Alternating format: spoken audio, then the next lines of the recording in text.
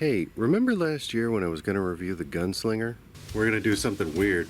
And I also brewed a fictional beer cider hybrid to go along with it. A fictional drink in the book called Graf. Get it nice and frothy. You forgot? Yeah, me too. Been a little distracted. That's not my house. This is my house. More on that some other time. I just said, yes, man, right away, anything. I know you probably haven't been able to sleep at night not knowing how I actually feel about the Gunslinger. Well, are you in for a treat?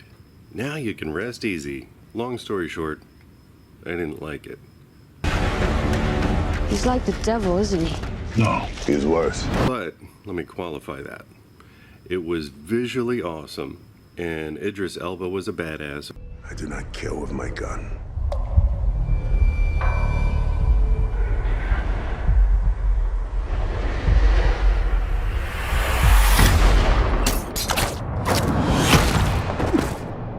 I kill with my heart. But the movie was full of holes.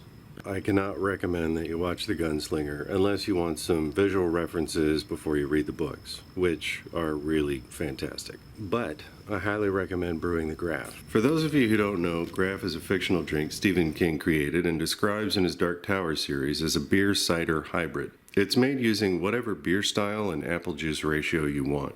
I chose to use an Irish red ale and a 50-50 ratio of apple juice to beer wort. If you haven't seen my Graf brewing video yet, I'll put a link at the top of the video and down in the description. Basically, you brew a beer, then you add apple juice to ferment it out as usual. It's pretty straightforward. So how did mine turn out? Honestly, pretty darn good and kind of surprising. First, it's effing gorgeous. It's got a nice deep ruby color that didn't get affected at all by the apple juice. And I think the pectic enzyme really helped to clarify the Graf. I mean, look at it. Thirsty yet? The beer flavors aren't as strong as I was expecting, but there is a decent maltiness to it and a good hop aroma that I like.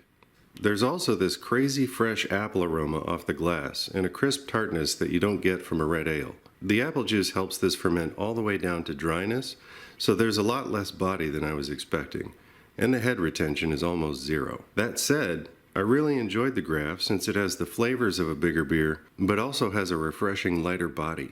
It's a bit of a conundrum that I plan on experimenting with a lot more. I don't know, maybe a bigger style of beer, mashed a little hotter to leave some body, or I might play around with lactose additions to see what that does. Do me a favor and leave some suggestions in the comments as to what I could change about the brewing of this to give it more body, more lacing on the glass. You know what I mean. So I've got a bunch more content coming up, so if you want to follow along, hit the subscribe button and then hit the little bell icon right next to it so you can get notified when I post new content.